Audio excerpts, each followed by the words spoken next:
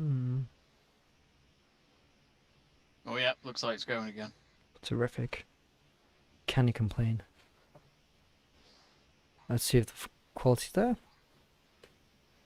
What does your OBS screen look like? We're up. I think I'm zoomed in on the stream. Damn it. This Oh no, happened. it's fine now. It's fine now. When I go on the actual stream page, it's So don't know why it we're did having two streams. Oh well. Oh well. that. So I've actually got the clock perfectly in time with my stream. No, wait, no, that's not. I said nothing. Ooh, so Ospina's been forced to save there. I'm having to. I forgot all about the game I'm watching. All of a sudden, we've got a game going on. Apologies, folks, if you've just retuned. I think Seb and I both lost connection. Maybe we had COVID in our system.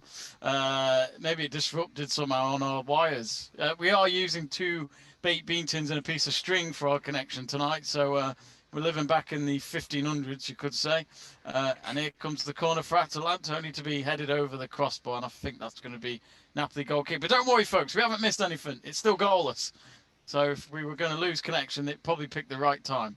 hmm I was going to mention that these two are my favourite teams to watch in Serie A. You can't hate watching Napoli and Atalanta. That just they can be just so exciting and unpredictable, as I mentioned before. Just brilliant. But I'm a bit disappointed that Atalanta, for instance, haven't put Ilicic on, or Napoli haven't put Zielinski on. But as we mentioned also before, fixture congestion, so that has to be taken into account. Absolutely, absolutely. I've just put in the chat page in case you folks have just tuned in. Apologies as we lost connection, but we're back up and running. Actually, there's other games going on, especially in England with the Premier League, including Liverpool, who don't have Allison in goal tonight as they take on Brighton in about quarter of an hour's time. Brighton with a good win over Spurs to keep them safe for now in the battle to stay up for next season. And let's look at the Liverpool formation. They got Keller, who is in goal tonight, and he's number 62. He's a young goalkeeper, but he'll be thrilled to have the opportunity again to play under Klopp. Firmino, Shaqiri, and Salah up front, which worked out last time against West Ham. Milner, Ronaldo, and Thiago in midfield, and then in defence we have Trent Alexander-Arnold, Phillips, Henderson, and Robertson. Which Seb, I don't even know who their defenders are anymore. I'm completely lost on it all. That we don't. I don't know what's happened if the new signings couldn't make it in time. I would have liked to seen Kazak and Davis on the bench, but obviously that mustn't have been feasible for this game. There's Mm. there's Jake Kane, and I'm not entirely sure who he is, but he's on the bench tonight. Does that mean that maybe he could get some game time? Oh, I tell a lie. Sorry, Ben Davis is on the bench. He is on the bench. So I completely said that wrong. But yeah, I'm not too sure.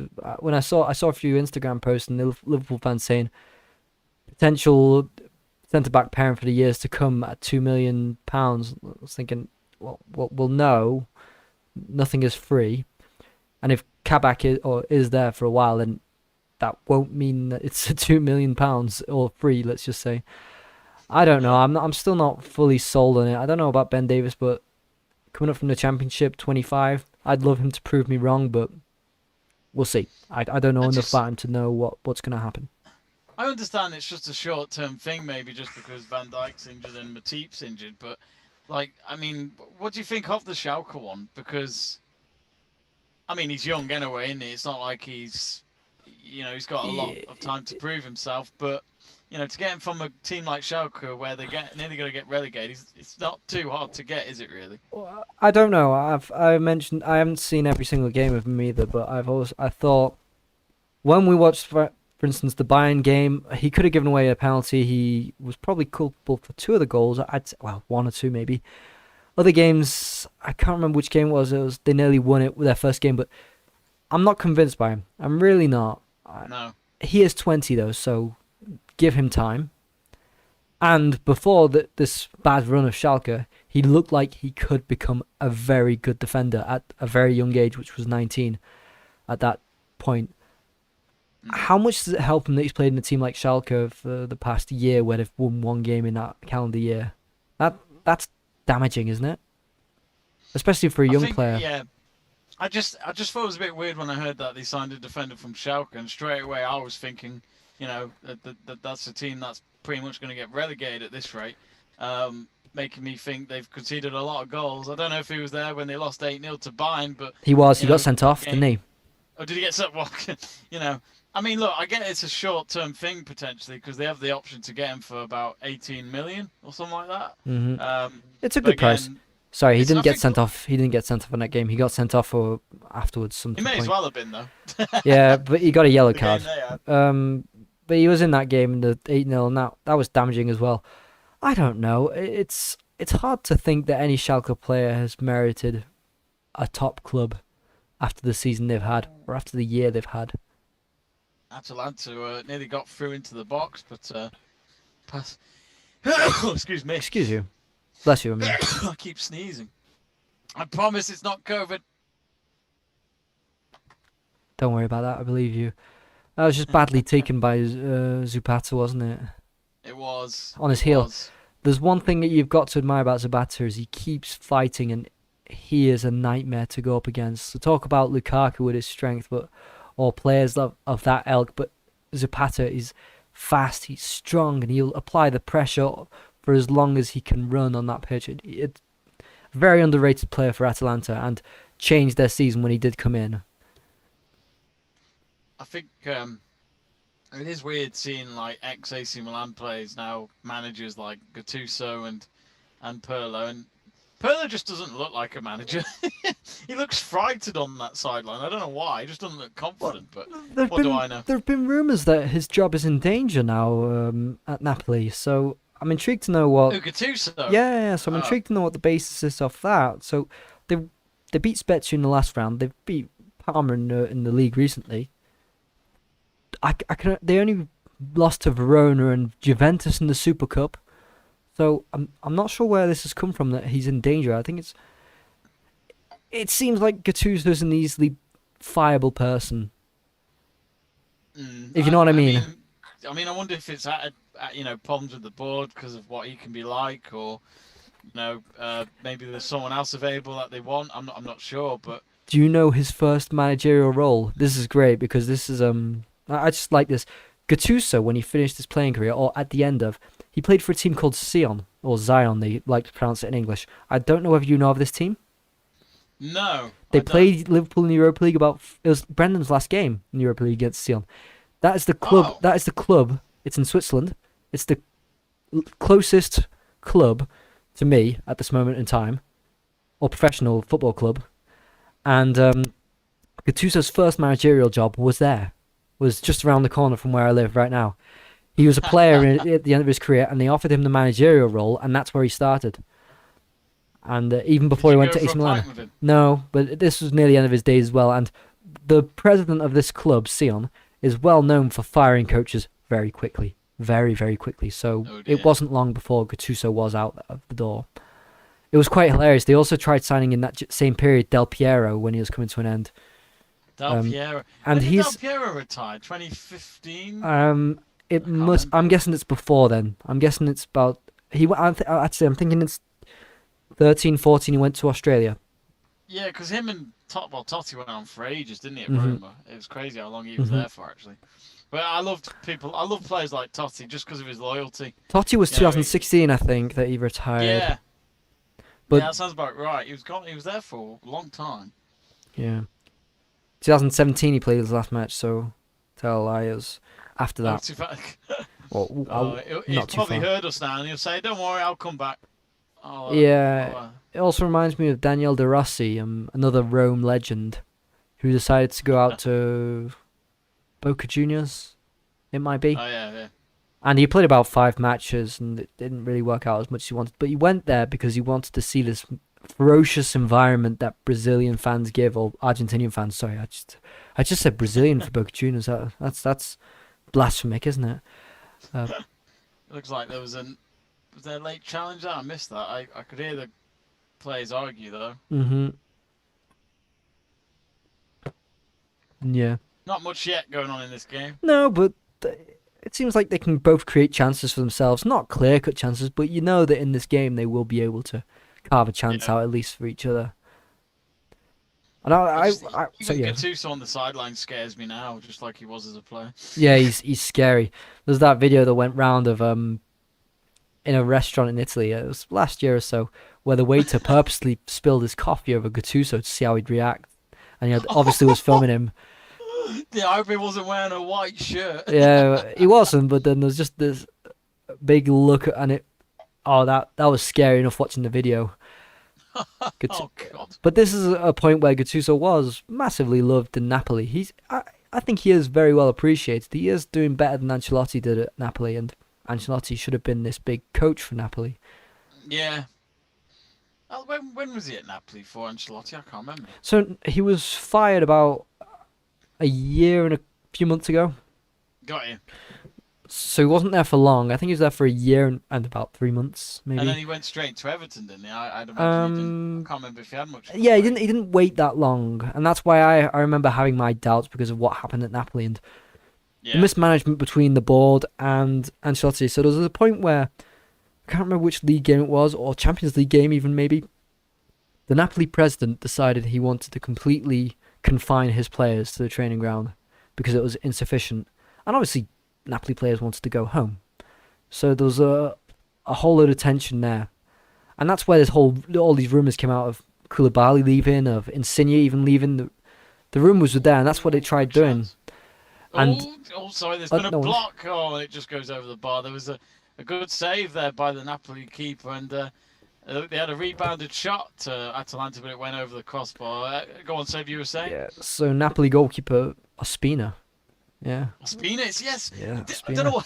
You know when you recognise the face and you know him, but you don't know the name. I was just looking at him for ages, thinking, who is that? I love seeing some of these games and just thinking, okay, he's still playing. He looked out of sorts last time he was in the Premier League, like Reina, for instance, at Lazio, a team that's competing in the Champions League. And I think Italian football suits older players. I like to think that Italian players really get into their prime when they get into 30 or something, or those who are adapted to the league. If you look at Ogbonna in West Ham, Italian, starting to get to his better years at about 32. I think really older like players. Ogbonna. I know. I do like Ogbonna, yeah. But I think I'm a big fan. I think even goalkeepers, it applies when you get older. You can feel a bit more comfortable in a league like Italy. Especially Buffon. Like Buffon's Reina, well, great. I mean, he's probably too old now, but even Reina, I mentioned the stat that about when he was at Aston Villa, I think about 30% of the goals he conceded, he was outside the box during that time. Yeah. So he wasn't accustomed to this fast rhythm play where where the goalkeeper might have to come out and sweep. Not made for Reina, not made for Ospina, not made for these sort of goalkeepers. So you just make more errors. Whereas in Italy, all he has to do is stay in his box. And that's probably what he would prefer to do. That's why he's comfortable at Lazio. I'm not saying he plays every game, but he's more comfortable with an Italian-style play than in England. And I think that applies to defenders, that applies to midfielders, that applies to every sort of person. That's probably why Ronaldo chose wisely to go to Italy, where you don't have to counter attack as a lot. You sit outside the opposing team's box and just play around. Yeah. I think that's I just wish Serie A was what it used to be, but maybe it can get back to where it was. Maybe we'll see. You know my blind belief in Serie A that I believe that the good old days will come back soon. Well, I mean, I think if people haven't looked at the league table so far this season, if they looked at it right now, they'd realise there's quite a lot going on in terms of the race for the title. It looks very interesting in terms of the points. Mm-hmm. Yeah. And Juventus not in the position they're normally in, which is top. So, and even if they win their game in hand, they'd be 4 points behind. Still. Well, who's their game in hand against? That's a good question. I'm not actually Napoli. sure. Napoli. Oh. Date to be confirmed. Confirmed. That'll be the final day of the season. Yep. Imagine that they have the final games all at the same time, and it's like there's just one game though left, and that's that big one. I can imagine it'll be like in December of this year, just because we have another lockdown and everyone has to stop playing football. Yeah, the season's going to be from September 2020 to maybe, I don't know, December 2021, because that's when they finally find a moment that Juventus and Napoli can play each other. And they had to pause the next league season Yeah, just because of this exactly. one game. Yeah. I'll laugh if actually they carried on the following season, but Napoli and Juventus couldn't start until they had this game. And then by the But time Juventus lift the trophy, every other team will look at but Juventus and just go, where have you lot been? We started ages ago, lads. but that's great if that does happen, and then Inter Milan are probably maybe 2 points ahead of Juventus. They loan out every single squad player to Napoli for the final day against Juventus. They just say, "Go on, fuck it, Lukaku on loan, go on." One game wonder. I'm pretty certain that's why teams do loan out players in Serie A. There's got to be some sort of competitiveness around it, because I remember there was this point when Atalanta first broke into this top five, top four. It must be 2017, and it was Yeah. shocking because their spine was basically consisting of loan. I think Demario was there, consisting of loan players from Juventus and Inter Milan. And it just seems almost weird that you'd let a rival become so competitive with your own players, but this is how it is in Italy. I mentioned it with you before about transfers that happen between clubs. It's not seemed as more. It's not as abnormal as it is in England to transfer between top clubs in Italy. Pirlo's played for all top three clubs if you consider AC Milan, Juventus, and Inter Milan all the top three clubs. It's not as abnormal as it is in England, and I like that about Serie A. I think, yeah, it is an interesting one. Hmm. Oh, and Napoli looking still goalless here. It's just over 25 minutes gone, but this time yesterday with the Juventus Inter game, it was already 1-1. But Um, it's not Inter and Juventus. These two teams, are they? These are the you know, subcategory. Let's just say. you know what it was exactly what I thought it would have been yesterday, which was there'd be a lot of moments in that game where there'd be a bit of pushing and shoving and a bit of contact here and there, because it was kind of like that a few weeks ago between the two sides. And Vidal, typically getting a yellow card. Ashley Young moaning away when he knows he fouled the player. Yeah. That's Ashley Young in a nutshell, but I love his acting skills, just He's trying he to yeah. convince himself he didn't do it. He's rejuvenated his career reasonably well, hasn't he? He has, yeah, I think absolutely. I think he got a lot of criticism in his last couple of years at United, which made me think actually he's probably one of our best. What I liked about Young at United up until the end of his career at United was the fact that I think for Solskjaer, and I'm sure Solskjaer thanked him when he left, which was he always felt like he was going to give you 110%. He didn't stop running. He didn't always have the pace anymore, but he certainly did well as a left back, I think it was. So from time to time, I thought he wasn't bad to have on the bench. I liked Ashley Young. A lot of people would say his time at United wasn't the best, but I think he did all right. I was disappointed when we had Ashley Young at Aston Villa. There was one thing that Ashley Young did really well, and that's his delivery into the box. It was Oh, outstanding. so good, But wasn't it? we Which didn't we get that didn't see at United. We didn't United. get No, we that, and didn't. that's I think disappointing. completely agree. I think because I was like that literally after the first season, where he had moments in that first season when we lost the title to City, and in his first season he had those glimpses and moments where he scored two of the same goals against Arsenal, which you might remember when they beat them 8-2, which was outside the box, let him have the space, and he'd curl it into the top right corner. And you knew he practiced that. That's just practice makes perfect. And he did that against Tottenham as well later on in the season. And you could see it a mile away. You knew what he was going to do, and you were celebrating before it went in because he was that good at it. But then, as you say, the free kicks, the very first game for United in the Shield, he got an assist because he swung the ball in from a free kick for Hmm. Smalling to tap it in, and it was just like that's the Young we saw at Aston Villa. Oh, hang on, Atalanta! Oh, through on goal, and that's not the best of placement of kicks at the end, past the post, It's been and Napoli, hasn't it? Sorry. oh, sorry, what's that? It's been all Napoli at the moment with possession. Mm. It seems to be well, I mean, the possession actually says 52% to Napoli, but I think Napoli probably had the ball a lot longer. It didn't seem like a lot could come for Atalanta. They haven't been applying pressure like they usually do. Yeah. I was going to say because like when Atalanta ran in, then they had a chance not long ago as well before where they just had a moment and it worked out nearly, but the kick wasn't the best. It looked a bit of a lazy kick. He'll have Yeah. opportunities, but being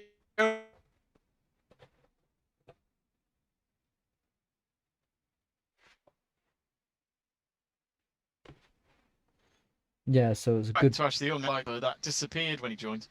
And I don't think he got the freedom maybe he wanted. I'm not sure, but yeah, it's a weird one, the Ashley Young one. I think maybe him going to United wasn't exactly the best move. Uh, well, it makes me wonder because these Aston Villa players that did leave Aston Villa for bigger clubs. Let's just say you got your James Milners, your Gareth Barrys, your Stuart Downings, your Ashley Youngs. The list could really go on. Did they ever find that same spark when they weren't at Aston Villa? Not too convinced they did. Even Nah, even Gareth Barry and Milner, I actually thought Gareth Barry was a really decent box-to-box midfielder. It wasn't his role, but he could surge up the pitch quite well, and I never saw that afterwards. A bit at Man City, but not as much as at Aston Villa. I don't know. I just thought that a lot of players lost their spark when they left Aston Villa, and is that a yeah, worry for someone like Jack Grealish? I think. I mean, that's a good question. Oh, hang on, here come Gosens with a shot. Oh, it's deflected, and it'll be. Actually, I think it was the Zano with the kick at the end, and it'll be a. I think it'll be a corner. Or is it going to be? Yep, it's going to be a corner. Hmm. Yeah, Lozano with the shot off target, which Lozano is their top goal scorer this season. And I would know that because I'm a big Mexican Mexican. football fan. So, it's a proud dad moment for me because I've actually got shares in Lozano on the football trading app, Oh, do you whatever you do call that? it. Sport Index. I've only, I got his shares 2 years ago, which, by the way, I haven't checked since. Well, he was at PSV, wasn't he then? Still. He was, and there wasn't much talk about him, but I could buy his shares, and I thought, screw it. He scored that famous goal against Germany at the World Cup, so I was like, I'm going to give it a go. And his season was awesome in terms of assists and what he provided for PSV. Mm. Yeah, so Napoli like to go for their players when they've had a decent World Cup or international tournament. Notably, I remember when We Milik love went that, though, there. don't we? When Milik went to Napoli, that was after, was it Euro Oh, Milik. 2016? They had a good Yeah, I run. like Milik. I I've did, always had a soft spot. and now he's at Marseille, which Yeah, seems a bit weird. That's kind of blowing up in his face. with a manager that wants to go skiing. Well, he's gone. Has he? Has he actually gone now? Because I saw He got sacked. the. He got sacked. He Oh, so actually instead of he offered, resigning, they just sacked him. yeah, he offered his resignation and said, "Don't pay me.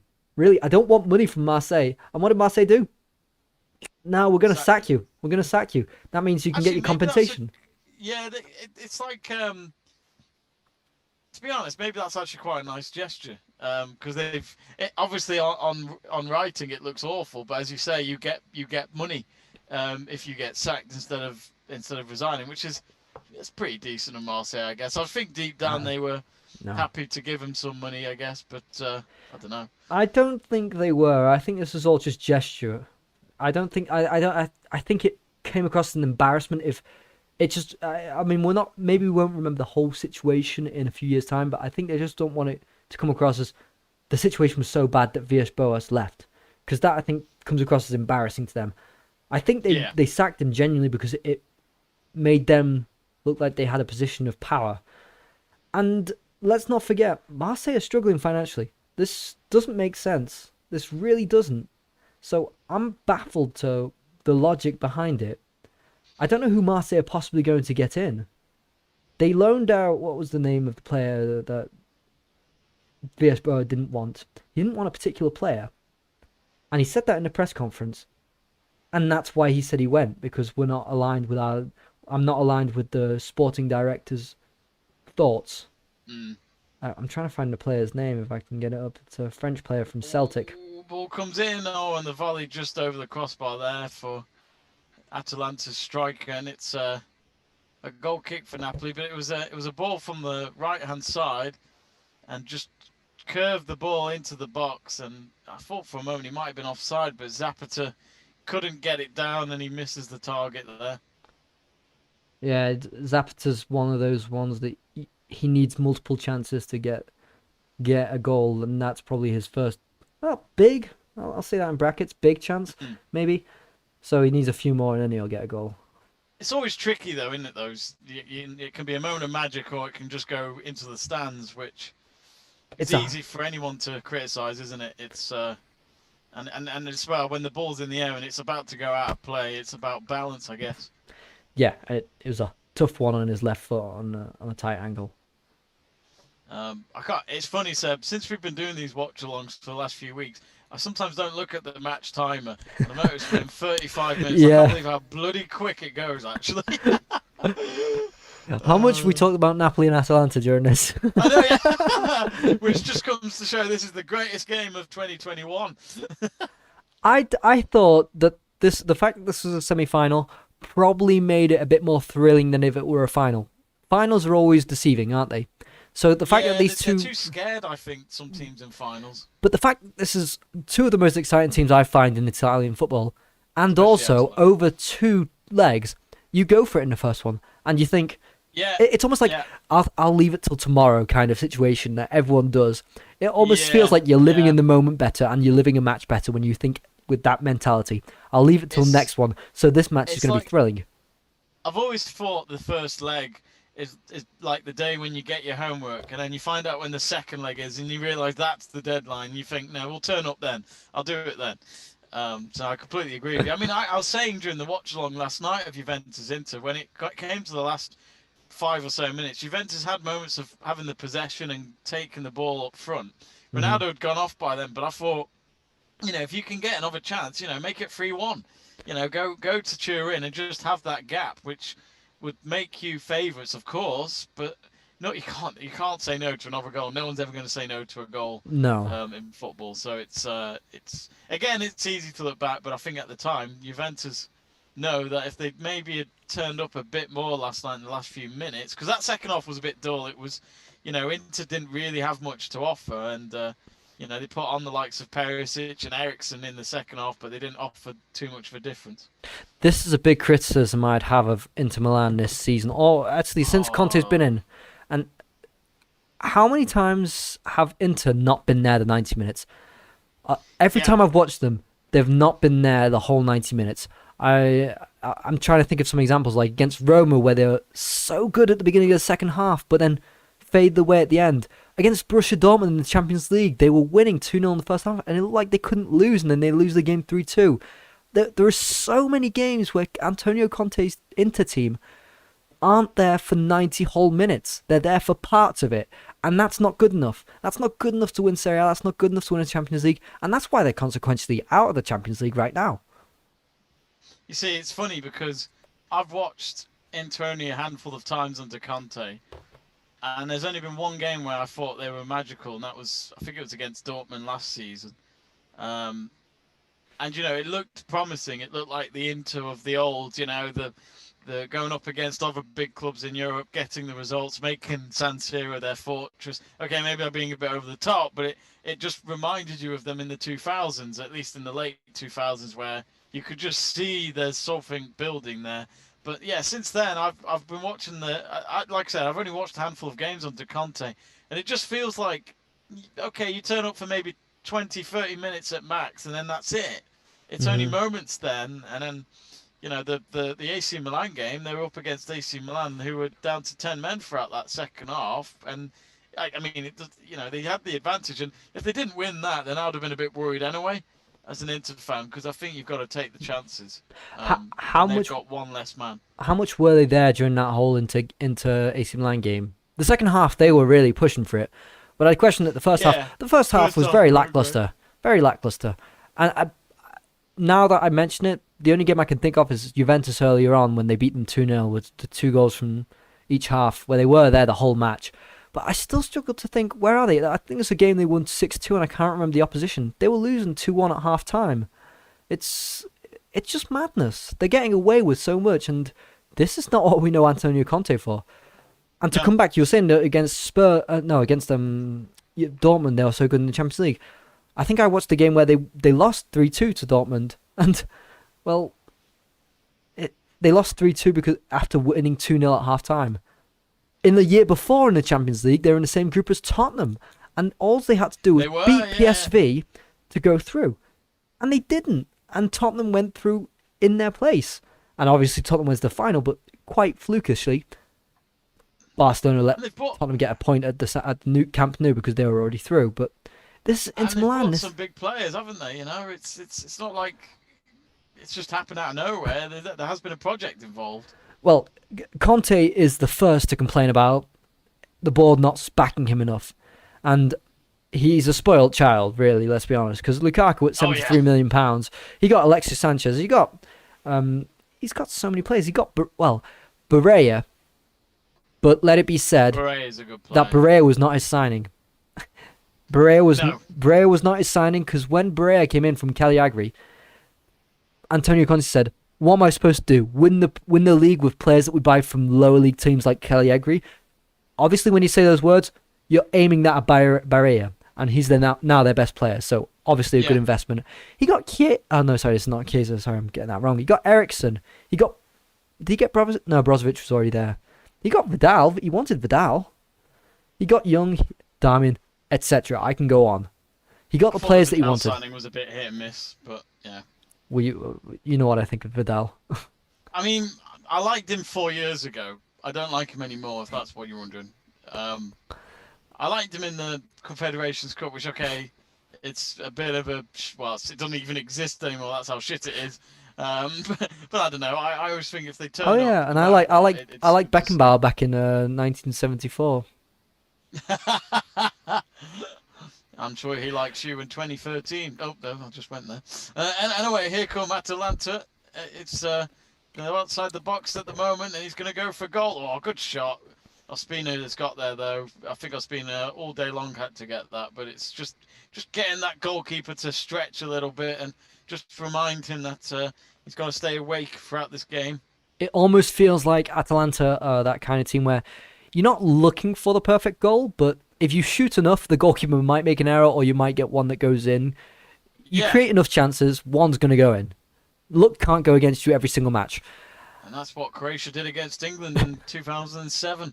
Oh And my. it worked twice against Scott Carson. Scott Carson, currently Man City legend. No, Legend. of There's a course, difference. of course. Yeah, so shots 4 were on target, was it, from Atalanta? I'm not sure how dangerous those shots have been. But these two both want to play similar styles of football of high pressing and break away quite quickly in behind defences. So it almost feels like something's got to give on football styles. And I've got a feeling that Gattuso might cave in before Gasperini. Mm. Oh, at half time, I've just noticed it's Leeds United 0, Everton 2. Sigurdsson getting a goal, and Calvert-Lewin, what season he's having, he's able to double the league just before half time. So Oh, and he needed it. I mean, he got one against Yeah. Sheffield Wednesday, but he hasn't got a goal in the Premier League since beginning of December against Burnley. Was it that time? So Right, he's been on a bit of a goal drought, and for a young player, you need to get back on into goal scoring form, especially now that Josh King has just come in. I don't assume Josh King would play in Calvert-Lewin's place, but maybe it's just a bit of Good competition competition. that could Yeah, make yeah. him. Yeah, I see King. I don't see King as the man who is going to lead the line striker wise. He's going to be someone that I prefer him behind, like when he was playing behind Wilson, more provider than anything else, but not exactly at number 10, just a bit further up the field, which could be Yeah. good for Calvert-Lewin. It could be a good alternative to Sigurdsson, because Sigurdsson, that's the position he likes to play. I think the King signing makes sense. It makes so much sense. Alone till the end of the season. I think. Oh, it is on loan, isn't it? I kept Yeah. thinking they bought him, but of course, this time last year, United put a bid in for Josh King on the final day, and they didn't get him at the end. But maybe for Solskjaer, he liked the idea of having a fellow Norwegian in his squad, which at the time, in all fairness, it was between him and Odion Ighalo for that centre forward role. But Ighalo, of course, is gone now. He left early back in January, so. Which it's a shame. I thought Ighalo did all right at United. Some people may think not, but I thought maybe because we've got Cavani and now we won't see him at all. So, but, Yeah, that's unfortunate. But Igalo, I thought it was a weird one. I don't think it was a particularly bad one. I thought it was just a weird one. It always seems suspicious when you sign someone from China, and especially on loan. ju- Especially on loan. I just felt like even if there isn't that many options out there, would you even look in China? You know what I mean? For a club like United, I certainly wouldn't have. But yeah, again, I guess you do have a scout network out there. But Hmm. do you really need a scout for someone that people know already? I don't know. But Oscar being on the radar of everyone still. Oscar, And is he then still in China? yeah, but he's the highest paid player. But So they've is it once his contract runs out, they can't yes. keep. Yeah, so he's basically waiting till it ends. Anyway, it's half time here, and it's Napoli nil, Atalanta nil. In a very well goal fest game so far, as you can tell here in Italy. But half time, not really much chances. There's been one or two shots on target, but well, actually, I can tell you that because it's 1-1 in terms of on target, while Atalanta have had 9 off target and Napoli 5 off target. Seb, it's not been a riveting game so far, but you know both teams have a great chance of making the final, and they're just trying to take it easy, I guess, since this is a two-legged affair. Yeah, and this is a massive chance for either team to get much wanted. I wouldn't say much needed, but much wanted silverware. So they're probably going to be a bit more conservative. And also, this is still only one quarter finished, isn't it? There's no. We've got a second leg coming up for this one. Yeah. Will Atalanta? I didn't think they were that intense. They weren't pressing as much as I'd have expected them. But maybe that makes sense considering that they probably might just rely on themselves to get the chances over 180 minutes and score enough goals. That could be the case. I expected both teams to press high up the pitch, which didn't really happen. But I mean, who knows? I'm guessing in the second half we might see some tactical changes. As I mentioned to you before, I guess Gattuso might cave in before Gasperini because they're two similar ideologies, and I don't know who'll cave first. I mean, we didn't. The one thing I didn't ask you before the game, Seb, probably before our string between the two baked bean tins decided to disconnect, was your actual prediction for this first leg. What was it? I I didn't really have any clue who could win it. I think Atalanta edged this. I think they edged this one, and I think also because I was just impressed with the way they went about it the last game against Lazio in the Coppa Italia. Despite being down to 10 men, they pushed, and they got the goals. They even missed a penalty, so they could have even been down to 10 men while they were drawing 2-2, win the game 4-2 and not 3-2. And that's just Gasperini, who was pushing for it a bit more in the second half. I don't know whether he'd do that in the first leg of the game. Maybe. We'll see. But I expect Atalanta to still push, and probably break Napoli one day. Or sooner rather than later, not one day. I think Atalanta edges. 1-0 maybe. 1-0. Of course, it doesn't count, does it? Away goals in this, I don't think. Not that I know of, I no. didn't. No. No. No, I No, don't this think is so. a weird one. I've just been on Twitter and Danny Graham is trending. That's not the footballer, is it? Because Danny Graham from Swansea. Is that him? yeah. Danny Graham, a very happy retirement. That's so weird. That's so weird. He's right? not So that old. He must be 32, I'm guessing. Oh, he's well, you know 35. No, I'm wrong. I'm wrong. what's really weird is that I watched a random video that was suggested to me on YouTube today, which was Blackburn versus United in the cup, and Danny Graham scored. That's a And weird I'm one. thinking to myself, did that turn up because he retired today? I don't know. This was like early on this afternoon, so I'm Yeah, a that's bit a like, strange wow. one. I'm I not know it really is like a. Was that a sign? very Maybe I knew. meta, hey? If only that was part of the trading of news. You know, you put money into something like Danny Graham's going to retire today, and everyone else would have gone, "You're joking." Actually, I've just seen a video that might make you think twice. Yeah, where was Danny Graham then last time round? Or this time round, shall I say? Oh, Because he's played for Watford, Swansea, who else? I've got a feeling he was at Sunderland as well. But Blackburn. Yeah, he was at Sunderland. You're right. I remember he was at Sunderland. That was a while ago, I the think. weirdest number 10 ever. You know, it's still the old style number 10, which was the strikers in the 4-4-2 system, rather than the number 10 that we know nowadays Yeah. in modern continental football. He had the number 10 at Swansea, I think it was. So, okay, Watford. Oh, it was Watford before Swansea. That I found shocking, because Carlisle, Middlesbrough. Wolverhampton on loan. Oh God. Blackburn and Sunderland. Oh, okay. Uh, oh, just putting a tweet out to confirm that it's half time. It's Uh, HT. what's what is the latest in Germany? I haven't checked the scores of that yet because our team, Mönchengladbach, Ah, are of playing. course. And the one that I mentioned against Stuttgart, which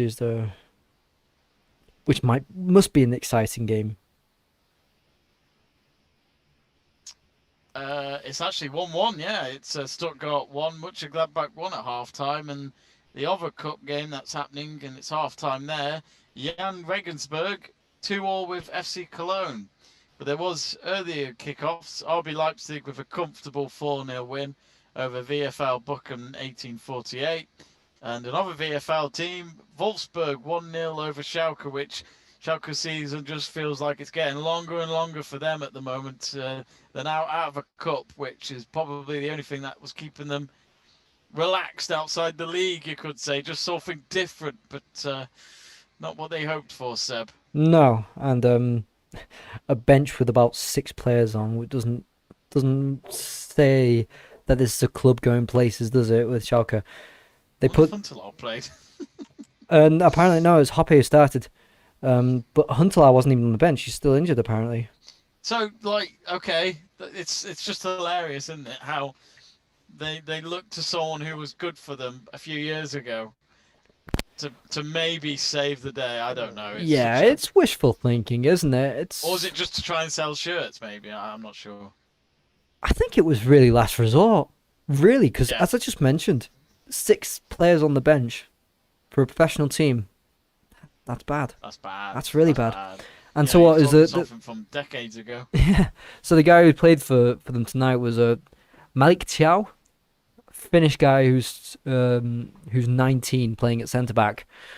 So yeah, it's I understand why Kabak was playing because they literally had no one else.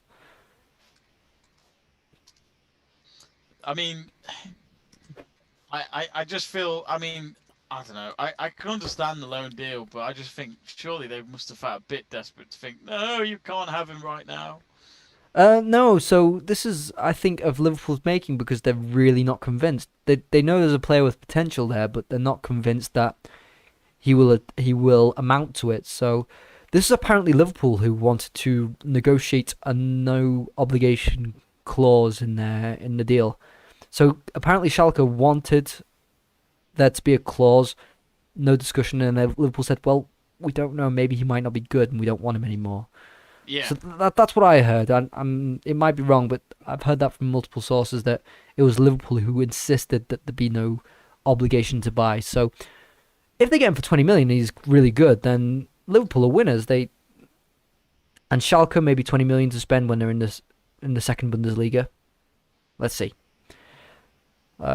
Yeah, I think Liverpool have done okay there. We'll see if it works out. If it doesn't, then he goes back, right? And Van Dijk and goes Gomez are back back from into injuries. Bundesliga 2 I at just this can't wait rate. to see Gomez and Kabak just making about 4 or 5 errors between them in one single match. Mm. Remember to subscribe to Let's Talk Sport. If you haven't already, we're at 320 at the moment, which we would love to maybe aim for 400 in the next few weeks if possible. And do help us by reaching that mark. It would be fantastic. Or even 350. We're not We're greedy people. grateful for every single one. Exactly. Absolutely. So yeah, half time at Napoli, 0-0 between them and Atalanta. Hopefully, we'll see a goal in the second half. Seb, I guess we could share our live meeting now between each other of what's coming up this week because we might show the Bayern Munich game this Friday against Hertha Berlin, which should be an interesting Friday night game in the Olympic Stadium, which sadly will be another empty occasion in one of the most historic and biggest stadiums in the world, on what is a big occasion for Hertha Berlin welcoming the champions of Europe. But I might not be able to make that game because it's my dad's birthday. But Then understandable. I'll see if I can. I'm still not sure if I'll try my best. Don't you worry if you can't. But you can always have a guest on with you if you can. Obviously, Always ask obviously, one of our LGS team, or even the people watching us right now, obviously if as we well. maybe run a competition I just wanted to point beyond out Let's with Talk Sport. Berlin, um, I found it interesting. They just lost to Frankfurt last weekend, and I forgot to completely mention it was the revival of the AC Milan ex-AC Milan strikers born in 1995 rivalry, if that makes sense. Only you, It's a bit. know No, that. no, I'm guessing some people will get this one. You know, there's Andre Silva and Piontek, who were leading I both remember Andrew lines. Silva. Andre Yeah. Silva, 1995, for Eintracht Frankfurt, played for AC Milan, and Piontek, who is Polish, played for AC Milan, also born in 1995. They both led their lines respectively for Eintracht Frankfurt and Hertha Berlin. They both scored, but Andre Silva got one more. And that's one that we can't allow to go under the radar. Andre Silva was 16 goals in the league this season. The Andrew revival Silva. is on. The revival is on for the Portuguese revival is striker. on. So many Portuguese players, so many good. Who's a real front man at this moment in time? I can't think of anyone else except for Andre Silva in Portugal. Please tell me if there is another one. I can't think of an out-and-out striker that is Portuguese at the moment who isn't Andre Silva. Cristiano Ronaldo. He's but he's not playing exactly on the. No, he's not playing. I mean, the stats. Yeah, The he's. stats would say he's having a good normal season, but no, it's He funny. He is. went off yesterday, and I'm not saying he had a go at Perlo, but you could tell he didn't want to go off because he could have had a hat trick. But yeah, I do think we are starting to see Ronaldo disappear in a way, not in a bad way. I think it just comes with age, and I think it doesn't matter how fit he is. We know he's a healthy and fit player at his age. I think a scientist said that he's got the body of a 20-year-old. That's how young he would feel, I guess, as a footballer. But in time, it's all about the pace and all that as well, and keeping up in the game, I think. I mean that more in a way that when he's played for Juventus this season, Perlo's adopting a new system. Ronaldo's playing a lot more out wide. He's playing on the left, which is intriguing more than anything else. Even when he's played with Kulusevski, I've seen him at times where Kulusevski is trying to be that point of attack, and Ronaldo's drifting it out wide, trying to be more involved in the play, and makes sense to a certain extent. Ronaldo actually has shown that he's got the physical capabilities to do that role. So I think of all these Portuguese players that are up and coming. If you even just look at Fernandes, João Felix, Ronaldo. Yeah. I'll even put Neto into the conversation. How many of them are real number nines, out-and-out strikers? Not really a lot of them. They like playing a supporting role. But Andre Silva, on the other hand, can be that number 9, which is interesting. And Portugal have a rich of talents for the next tournament, which is exciting for any Portuguese person right now. For anyone like myself, maybe, especially our viewers at home, if they don't really watch much La Liga, at least, how good is João Felix? I think he has the potential to win a Ballon d'Or soon. I'll say. I think in the next 3 years he should be aiming to win a Ballon d'Or. He is because fantastic. He's one of those players that if you don't follow either football in itself or you don't follow certain leagues that he's involved in, you see him everywhere. FIFA covers posters and everything at the moment. Because he looks exactly like Kaka. What's that? Because he looks exactly like Kaka. I don't know if you've seen the photos. You put them next to each other, and it's like, oh, Kaka was in Portugal in 2001. Oh no!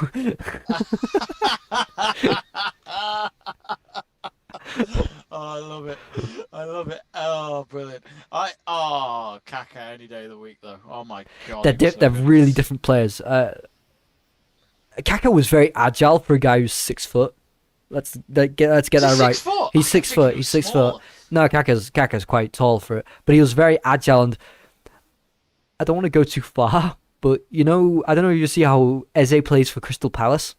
It almost seems like you can't knock him off the ball. He's tall and agile and quick, but surprisingly enough for a very tall player, he can just glide through players.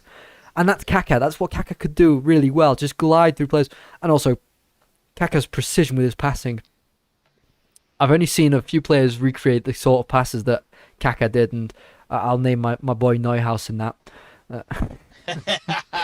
Surprised we still haven't got a poster in your room. I'm gonna get one up. A0. I I'm might gonna have put to get you Neuhaus one. in there. You know, And he's your my favorite Klinsmann player one. ever. Yeah, yeah. The Klingsman ones over there. No. His passing is really terrific. Kaká. João Felix is not the same player, but he plays a really good supporting striker role. Suarez.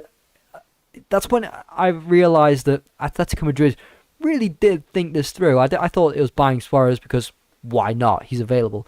But then it makes a lot more sense. Diego Simeone has changed the style of play that Atletico deploy, and it fits perfectly for Suarez and Felix.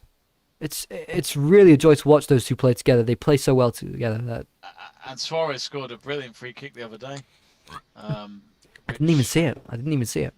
I saw it online. It's a great goal, but I mean, what a signing that was for Atletico Madrid. You know, that's what I love about Atletico Madrid. Though, like they've always been consistent with their recruitment, especially in the last 10 years. I'd say where okay, they you know this is a club that in the last few years have been in at least two Champions League finals under the same management. And let's not forget they were 30 seconds away from winning a Champions League until Ramos scored that a late header for Real Madrid, which I think still to this day probably hurts a few Atletico Madrid fans. It would. It would. I looked over Atletico Madrid's squad the other week because I was quite intrigued by it. And if Kieran Trippier gets the ban that we expect him to get, Atletico Madrid have 6 senior defenders in their squad without Trippier. Their recruitment has been, you can say hit and miss because the likes of Thomas Lemar still divide a lot of Atletico Madrid fans. Felix did at the beginning, and I think a lot of people are seeing it now.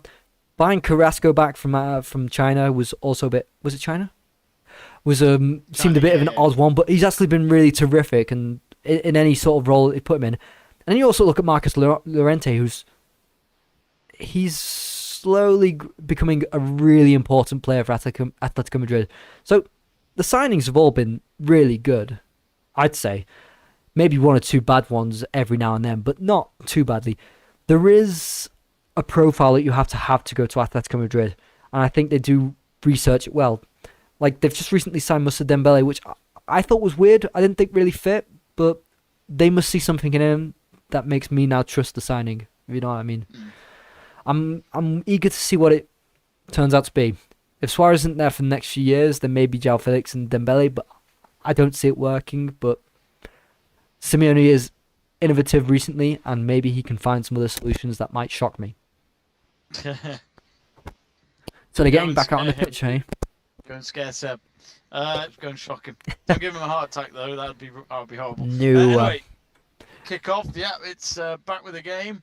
Atalanta starting the second half, which I'm sure I can speak for all football fans. We'd love to just see at least the one goal in the second half. Of course, as Seb mentioned, it's a two-legged affair, so that that can really make you think twice about the first game in terms of not going for it straight away, which, with the amount of games all the clubs are having at the moment in very short time, it can be very interesting fitness-wise for all the players involved and the coaching. But even just as I must admit, Seb, I know I shouldn't even moan about this because it's football and I love it, but even the games being on all the time just get tiring just watching them. My God, it's tiring. It is, isn't I it? feel you. It felt like studying for exams with my break from it. And that's saying a lot.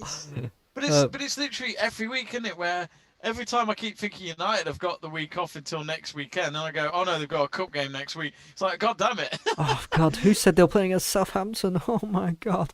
Yeah. And then we beat, and then I say they lack goals, then they go and score 9. Yeah, I have a lot of anger towards that game. I don't think Ralph Hasenhüttl really deserves that.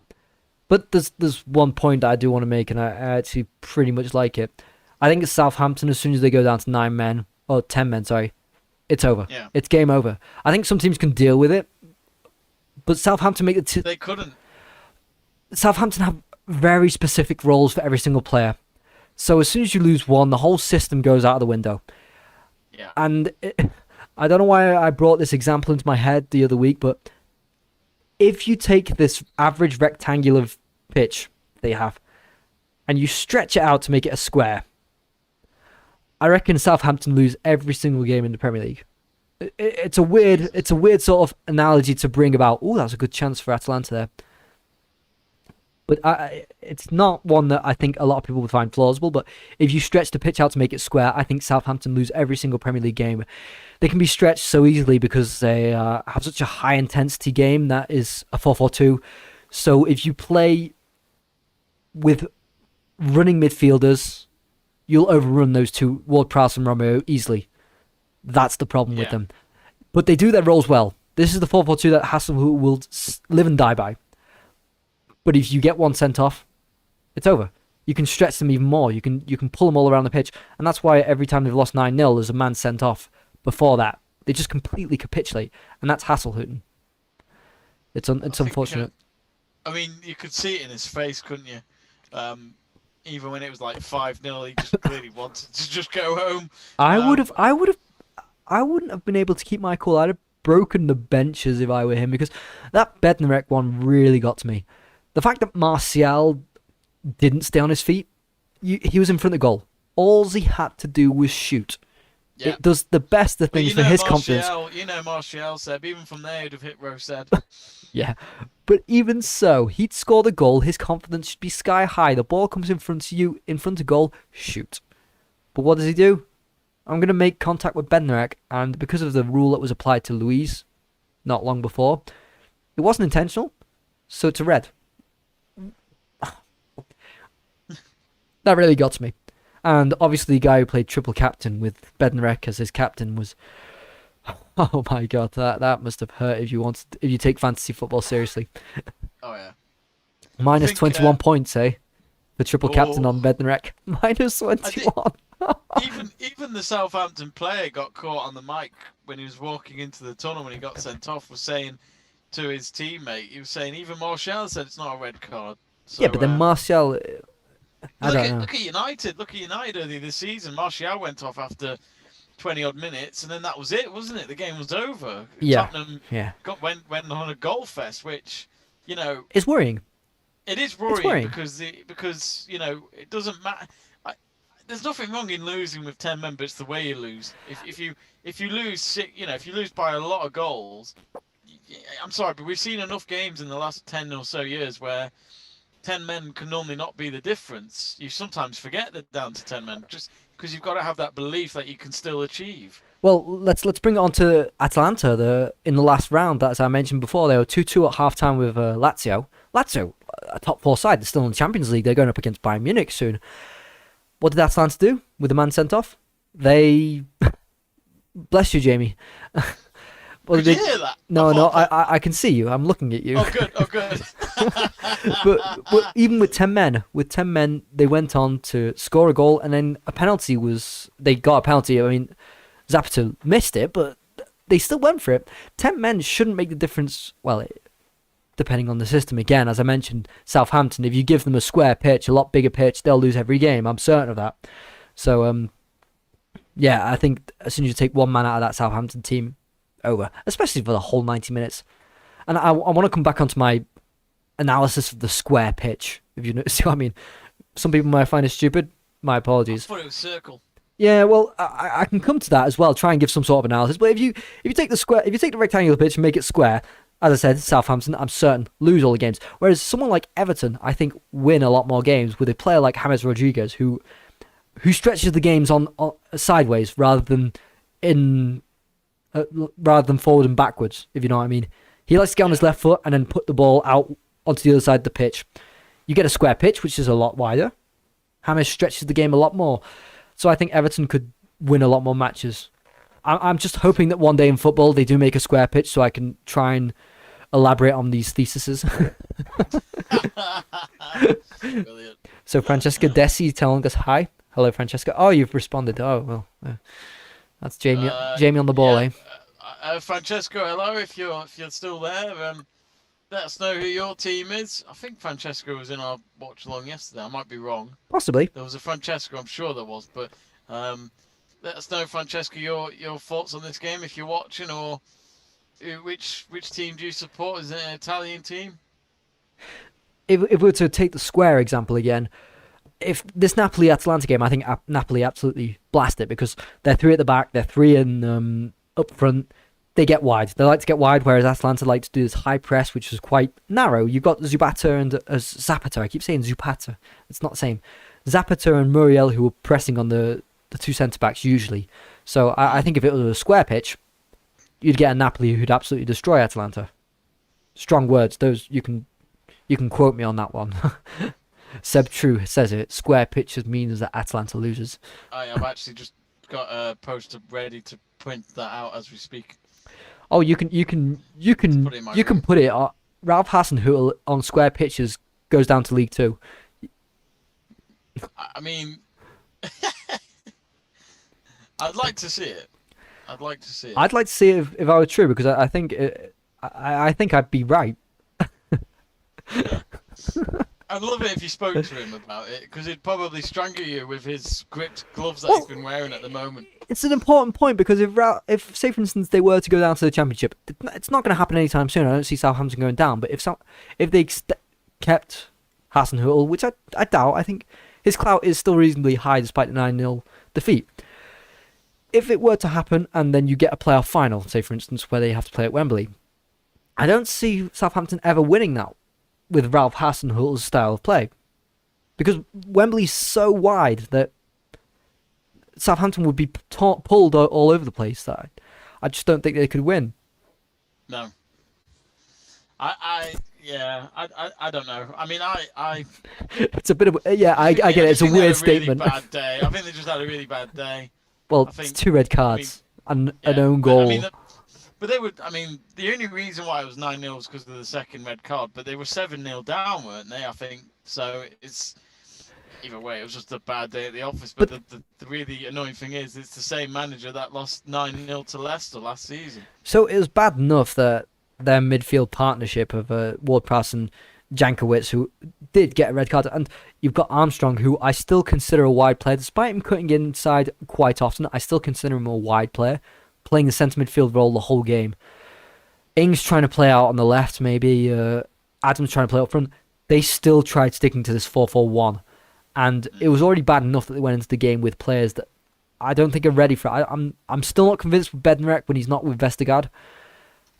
Steffens, depending on how you pronounce it, he was one that came from their academy, and I'm not really sure how he got there. He went out on loan multiple times, and I think he just got the chance because there were no other players who were playing for Southampton. I don't think is good enough. And then you've got Ramsey, and Ramsey, he got torn to pieces yesterday. I feel sorry for him, but whether he's good enough, I'm starting to doubt it as well. And when you've got Gineppo, who's just irrational, supporting him. What do you do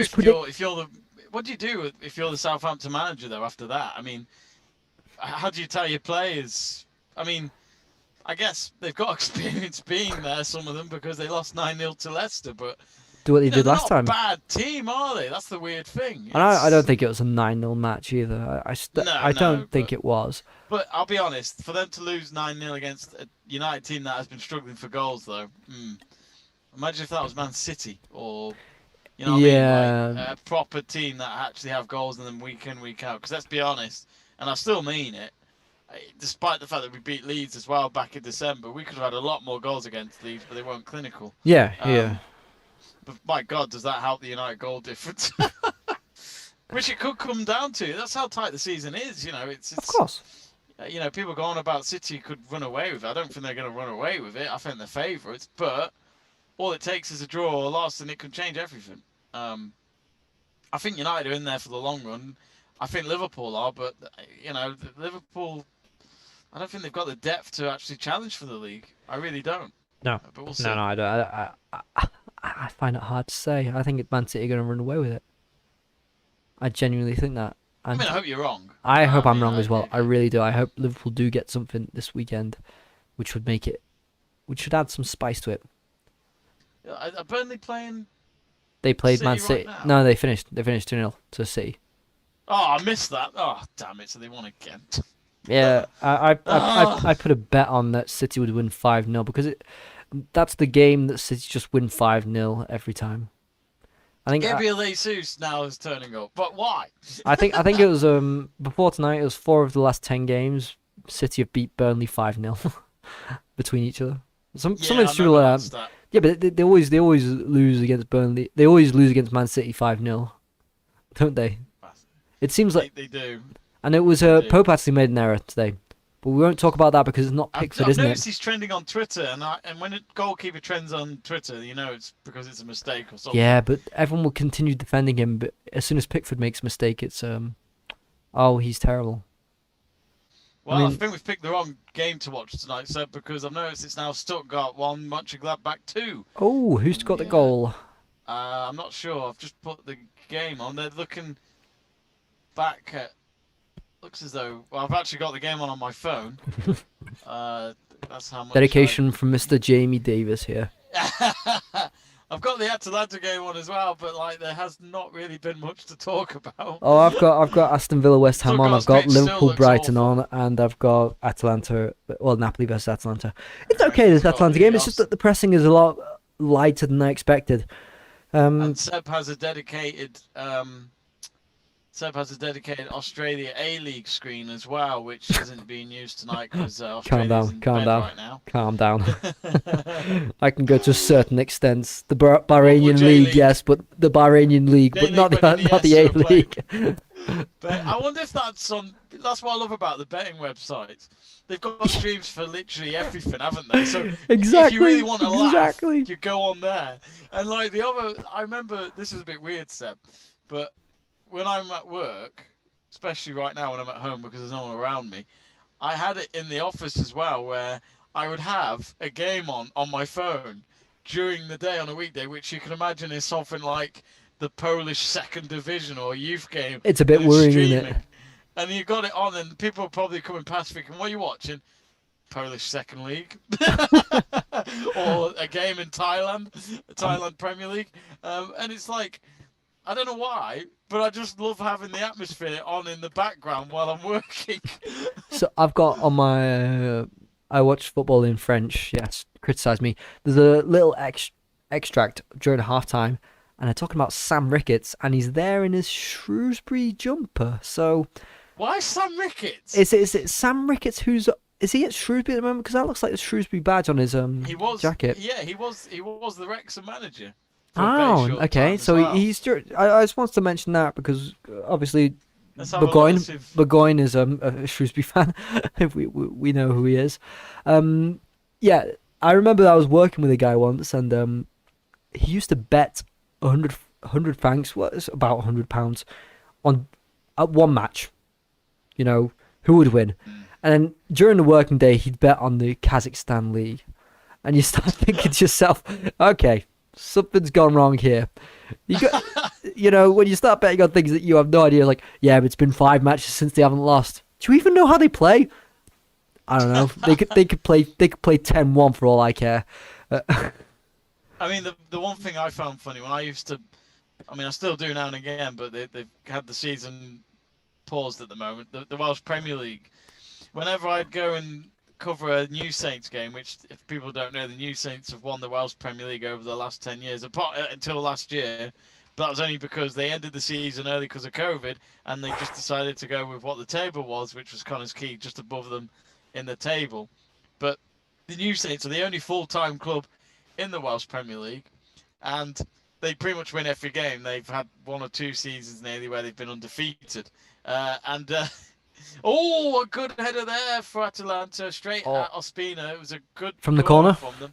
It was, yes. Yeah, And, I'm on the moment where they got that corner where see, they. Bet365 app would get you up to date. Oh, Jamie, I struggle with it. Oh, Stuttgart just had a header and it just went wide. But yeah, Seb, the what was funny was that there was this one game TNS lost, and I was next to the guy who does the social media accounts for TNS, and they do get some random messages, and they get really bad messages off people when they go, "You bastards lost my accumulator." There are threats out there. Yeah. I remember once I was I used Bet365. I'll say it now. I'm not allowed to in my country. I Why? Is it not allowed in Switzerland? Online gambling with an external company is not allowed, so it has to be a Swiss company.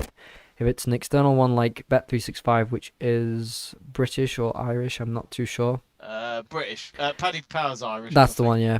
Yeah, then automatically the site is blocked. So let's just say Jesus. if I were to use it now, Jamie, I wouldn't be Yeah. able to get onto it. Impossible. So That's where I'd use a was it? VPN. Of course, VPN, the greatest technology of But the it problem with all. But VPN is I go through another different server to get onto from my server to another he server ends to get up in onto a site. Bahrain for the So Premier League. no, I have my university's server, which is Cisco, so it's quite well hidden and secure. So that works Ah, quite yes, well Cisco. to use it. So I Oh, can't complain. But they're very helpful, Bet365. They know that I use it in Switzerland. They're like, oh yeah, you're in Switzerland, but if you've got a decent VPN, we can try and help you get through to. It's like So it's you're Ray illegal Winston here. on the other side. Bet And now. Deme has got a ball in his face, really, really big time. And Mocha Gladbach are playing in just in that extraordinary black away kit. Can we talk about how the fact that in this Atalanta team, you've got the likes of De Roon, you've got the likes of Golini, who didn't really succeed at their championship clubs. Golini wasn't very well appreciated at Aston Villa when they were in championship. No. So we went. One season, okay. De Roon at Middlesbrough, like, yeah, why are Atalanta trying to buy him? He is key to the way they play, and he's a key player in this Champions League team. This says a lot about Atalanta's scouts, what they see in players, and what Gasperini can get out of them. I think there's a lot of credit that is needed because even if you look at the likes of Freuler, who came from Luzern, and not exactly a scintillating Swiss side, the scouts know exactly what they have to find, and Gasperini coaches them to an extreme extent to get them to the highest level possible. And I think that still should be we should be highlighting that so much. I think, yeah. I mean, just as you say all that, Atalanta have given away a free kick just outside the box for Napoli, so this could be interesting. A cheap free kick as well to give away. He doesn't need to give it. Yeah, So he committed when it's just like it wasn't needed. yeah, so Romero goes, he tackles from behind, and Politano's really facing his own goal. So there's no need. You just keep the pressure on, and Politano's no longer dangerous. It was a silly one Yeah. to give away. Was it Politano? Oh, it was Very silly. Insigne. It was Insigne. Sorry. Meanwhile, Stuttgart go for another header and it's missed the target again. That's the same player as well who had that effort and it gone over the bar. He slaps his hand, saying to himself, "I need to do better if we're going to get Stuttgart back in this cup tie." So Romero, the one who's just got the yellow card, do you know which club he plays for originally? Go on. So last season he played for Genoa, but he's on loan from Juventus. Yeah. This goes again to say that Juventus loaning out to I'd say a top four contender. You know, Atalanta. They knew Atalanta would push Juventus at least to some extent. Yet, you know what? Loan them out. Loan them out to Atalanta. It's good experience. Oh, and who's down now? It's Deme. Oh wait, no. This is the replay. Replay. It's the replay. Oh, I was going to This say, is- again, it looks as though they might have to make a substitution here, Napoli. With I find it weird. Oh, it is actually. No, it is. He's going off now, isn't he? yeah, they're going to make a double substitution. I Okay. thought Ospina was coming off then because he's on the sideline. He's talking with Gattuso, isn't he? Yeah, I thought for a moment he was going. I was like, where's he going? Oh, Almas, yeah. So Almas is coming on for Demi. I'm still waiting for Osimhen to come on because Osimhen is so exciting as a player. Ooh, And it looks like it might be a head injury, actually. Yeah, that's worrying, isn't it? It might be Yeah, that's not concussion. good. Of course, concussion in football's been taken a lot more seriously recently. It should be. Yeah, it should be. Yeah. I get it. You know, I'm glad they've raised it. But I think the whole thing of trying to, cancel headers out in football is just, I think it should just be, you tell the players and upcoming players, what can happen in time with it all. But I just think as long as you warn them, that's all you can do. Mm-hmm. Yeah, I it's think it a is. I think complicated one, isn't it? Because where it's do like- you well, put it's this like- limit of? Because It's we like want the an extra army, sub, it's don't we? like- But it's like the army, isn't it? It's like warn them, expect the fact you could come back mentally unhappy, and let's be honest, stuff with the army has its problems.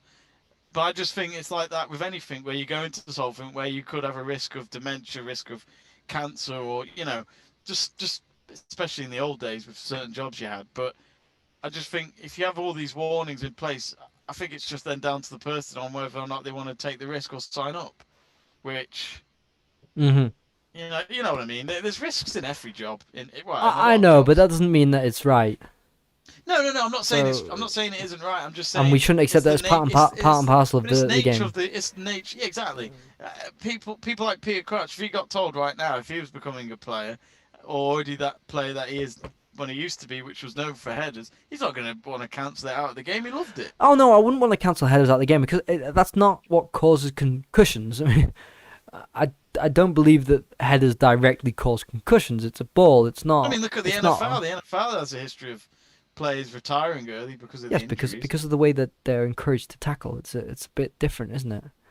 And Yeah, it's footballers pretty aren't much encouraged to doggy headbutt, style. are they? I'm not Uh, saying NFL players are. Please yeah, don't quote me on that. Zidane headbutts. I'm sure he does. I'm sure he does that as a coach now. You know, he goes into that Yeah, dressing room like that's why Ronaldo left. He's Odegaard, like, you Odegaard, headbutt Odegaard. me. It'd be interesting. Did Odegaard play last night? I didn't even look. I don't think he did. No, no, no. Why would they have? Not even. When he got the goalkeeper and the centre back sent off, I don't think Arteta would have brought on another No. attacking I, player. I just don't care about this Odegaard player. I just remember the hype when he signed for Real Madrid, He's and I still was a only bit like, 21. We gotta wait. We gotta wait. I know, but it's like I don't like overhyped players anyway, so I'm not fussed. Overhyped players in terms of I don't care in a way. Like So you're not gonna like this Thiago Alcantara that people have been talking about. exactly, this is what I mean. I just don't get it. But He is a fans would like, walking yellow card in my opinion. well, Liverpool fans would make Morelos overhyped. I mean, that's one thing. He was good. But, He was. yeah, actually, to be honest, me and my dad had a soft spot for Morelos, especially at Chelsea. Yeah, he I was thought good, Chelsea wasn't he? was great. I thought he was. Won the I Champions thought he League. was a really terrific attacking midfielder. Not a I'm not gonna say number 10 and someone who was lying around that position in the box, but He enjoyed art, to didn't he? bring the ball up and he did it so well. I thought he was a class player. I loved watching him play. He enjoyed art as well. You know, he had a lot of tattoos and drawings on his arm, That's true. That's very true. Beckham-esque style. So I don't know if 70 minutes gone. I don't know if you see that Jesse Lingard is playing for West Ham. You know what? I forgot about him. That's another overhyped player. Still young talent though. I mean, young potential. Has potential. That It's kid. too easy, wasn't it? Too easy that comment there. Oh, I love it though because he's 28, isn't he? He is. He's 28, yeah, but I don't Rangers know. are 1-0 up against St Johnstone, so that means they'll just keep that long extension run going. So that must mean the title is nearly theirs. We know it's I was going to theirs. say, yeah, they're so far ahead. Yeah, it must be getting there. I don't know if you saw, Seb, but it looks as though the Australian Open could be fucked. Oh, I did not see. Players have gone into isolation after there was a coronavirus case in the hotel. Oh God. And this involves between 500 and 600 Australian Open players, officials, and support staff. Oh my. Oh dear. It's not looking good.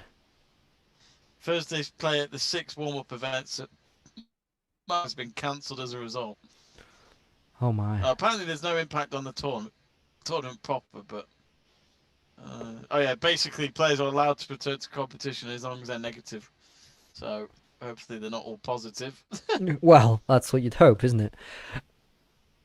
Did they all see the same man or woman? Did they have a sex party, all of them? I mean, who knows? So I've kind of. I must have missed that Zielinski coming on for Insigne. Yeah, I think I missed that as well. But I like Zielinski. I think he has been without doubt the most transformed player under Gattuso. Because I remember he coming into Napoli when Gattuso did, and it seemed like this player would not really get a chance under Ancelotti. It seemed like a bit of just a squad player that they brought in, or at least to what I saw, it seemed like that. Then suddenly, just kept seeing Zielinski playing, starring in that midfield role, and then now he's starting to get goals and be really vital in their matches. And Gattuso's really. What is that? Sorry. Oh, now Snooker go. had a big Monte Glad had a big chance. Monte Glad. I thought you were saying I can't see a shot coming from this chance here with Atalanta. Oh, hang on, and Atalanta might have. Oh no, he's just miskicked it. Sorry, they had a corner Atalanta, and they just had a bit of a miss kick, and that could have been a big moment. But Ilicic coming on is big. Ilicic is he's starting to step up even more now that Papu Gomez is gone, and let's not. I mean, Papu Gomez going from Atalanta. Whatever happened with Gasperini, okay, but him leaving Serie A is a big loss. It's a real big loss. He is a wonderful player to watch play. It's a shame that it didn't work out at Atalanta, and he was their top earner as well, which seemed a bit surprising that their relationship dissolved so quickly. I mean, even despite the fact that Atalanta don't pay excessive wages. I think it's on €40,000 a week, which it's talking about still a lot, isn't it? well, talking about the high end of Serie, but talking about the high end of Serie A, that's not excessive, is it? And no. so he must be getting a lot more at Sevilla, I'd assume. It's a shame, and he also got nationality or he got a recognition from being a citizen of that region because he was loved so much by the Atalanta fans. It's a shame that it ended in that way. Yeah. But now Ilicic is stepping up in some way. I mean, Ilicic had his time out for about 6 months. Well, not 6 months, but he's been under the radar because he's had personal issues, apparently. I wouldn't like to go into those details, but it's nice to see Ilicic get back to his best now and also take that mantle of Gomez. I just don't know whether he can do it on his own. I'd question that. He really needs the Zapata. He needs the Zapata to help him out in that attack. Just over quarter of an hour to go. Napoli 0, Atalanta 0. We need a goal. We probably need I want to see a goal. Who knows? I mean, anyone would take a goal ahead of the second tie right now, but sorry, not second tie, second leg. Meanwhile, Stuttgart on the attack. As you can see, my patience is gone. So Napoli dominating possession in the second half, 66%. But it looks like Atalanta have more shots, or am I incorrect? I'm seeing here that Atalanta have had 12 off target, 3 on target, and actually Napoli have only had 6 off target and 3 on target. Talk about so efficiency. Target, they've both had the same. Talk about efficiency, hey? Koulibaly's, I keep forgetting he's playing for Napoli. Koulibaly. Everyone's been talking about. Well, he was a very good player. I mean, you would consider him. I'd say 3 years ago, you would consider him the best in the world. Well, is he 30 now? He's 29. He must be 30 in June. Someone correct me if I'm wrong, or I'll check this now. He is 30 in June. Oh, thank goodness I got that right. He is 29 and 30 in June, and even Napoli owner, he's wearing an armband right now, so he's obviously a key player at Napoli, but the Napoli owner did mention that he regretted not cashing out on Koulibaly maybe 2 years ago, maybe when he was 28, 27, which in hindsight is probably a big error on Napoli's part. He was there's one thing about Koulibaly is his physical attributes are immense. He might be 29, but he can still run around the pitch and sprint at immense pace. He's almost like, I see him a lot like Upamecano. If you're running in behind the defence, you could be confident that Upamecano or Koulibaly could still catch the striker. Unless it's Kevin Lasagna. If it's Lasagna of Udinese, forget it. He's the quickest player in the world. Yeah. I don't know if you know this about Lasagna, who's recorded a faster speed than Mbappe. I thought you said lasagna then. No, he's called Lasagna. He's called Lasagna. He's called Lasagna. He's named after some fantastic food. And some very good Italian food, of course. But he has currently recorded the quickest speed. And it's quite surprising because Lasagna's, I think, about 6 foot. He's not exactly small like you'd expect a quick player, but 6 foot. He plays for Udinese alongside, is it Udinese? Verona. Oh God, Verona. And he's just immensely quick. But you've seen Koulibaly, who's kept pace up with him at some points. So Koulibaly is an immense athlete. And he still is now, even coming up to 30. I just don't know whether now at 30, when he gets to that age in June, teams are going to want to spend 60 million euros on him. No, I wouldn't. He's prone to errors now, getting to an age I'd sign where Delete if I concentration could. is. Yeah. Anyone would. 21, and he is, I'd say, one of the best centre backs in the world. Oh, he was so good last night. He was so good. I'm not saying he had a magnificent game, but you just see it, don't you? You can just see why he is. I think that Juventus look completely lackluster without him in defence. They can't push up high up on the pitch without him. If you got Chiellini and Bonucci, Mm. I'm not sure. They I were think both on the bench, weren't they? yeah, Last they were night? both. It was Demirel who was starting yesterday, but I think De Yeah. Ligt offers you so much as a defensive solution. So, for instance, if Juventus are pushing high, which they do like to do, they like to push high so that teams could probably push the ball long, and Chiellini and Bonucci are decent in the air. They can get on the end of it, so there's no problem. But as soon as you get in behind Chiellini and Bonucci, they're not quick enough. So Yeah. that's when someone like a De Ligt is very useful. He's got a lot of decent physical attributes to complement that Juventus defense, and also Absolutely. he's a good ball player. He is a very good ball player for someone who is seen as a very robust defender. He will keep the ball very delicately. If you look at his passing stats compared to Bonucci when they play together, Bonucci doesn't get on the ball. It's not his job. His job is defend No. and sit deep. De Ligt can bring the play forward. But yeah, I think he is one of the best defenders in the world at this moment in time, De Ligt. And it's exciting to see what more he could become, because we obviously know that one of the best defenders in the world now is also Dutch, being Van Dijk. De Ligt can go beyond that, I think. Oh yeah, I mean, it's quite amazing to think that them two played together for the Netherlands. I mean, Unreal. that's some solid defense. The one thing I do have my problems with the Netherlands team is up front. Some people would say to me, "Are you mad? They've got Depay, Van der Beek in midfield and stuff." But I've watched them. I've only watched them a handful of times over the last 2 to 3 years, I'd say. And my problem is with Netherlands is I just don't think they've got that final third for me. They Um, they definitely don't, because and I'm I think it's gonna. I think when it comes to the major tournaments, they could have problems in the knockout stages. yeah, definitely. Even just if you look at the front lines they play, usually it's Depay. Excuse me, Depay up front. Who else do they put in there? Realistically, I mean, they've Yeah. they've really experimented recently. Players I have no idea about, but yeah, I'm just confused. Depay is I not mean, good enough. If they put Luke De Jong in there, Luke De Jong has had a terrible season for Sevilla. Luke De Jong is just a bit. I don't know. He's what to more think. he's more hit than miss. Sorry, Yeah, I mean, sorry, like no. He's he, more a miss than hit. I mean, yeah, he's one of those, isn't he? Where like, because he had 2 goals, didn't he, in the Europa League final, was it?